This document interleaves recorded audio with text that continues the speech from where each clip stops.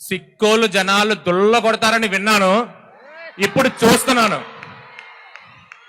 Yes, దీనికోసమే కథ ఇక్కడే ఈ రాజ్యంలోనే ఆజ్యం పోసుకుంది.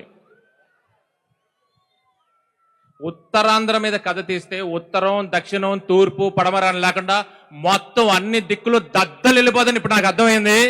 Thank you very much.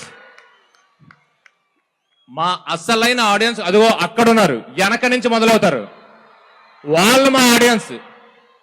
Thank you అండి, థ్యాంక్ యూ వెరీ మచ్.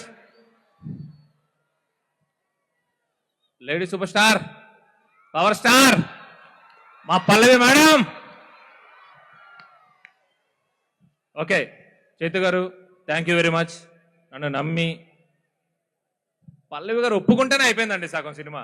అదేంటండి 50 రోజుల సినిమా పల్లవి గారు ఒప్పుకోవాలి, ఆ తర్వాత మిగతా 50 రోజులు మేము ఏం చేస్తాము, మేము అందరూ ఏం చేస్తాం, మేము ఏం రాస్తాం, ఏం తీస్తాం దాన్ని బట్టి. ఇదే టాక్ బయట.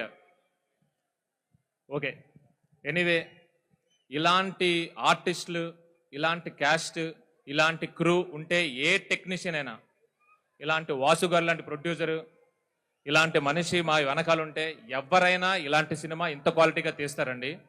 సో ఇదంతా ఒక కొలాబరేటివ్ టీమ్ ఎఫర్ట్. నన్ను వీళ్ళందరూ ముందుండి నడిపించారు, నాకు పేరు ఇచ్చారు. థ్యాంక్ యూ వెరీ మచ్ అండి.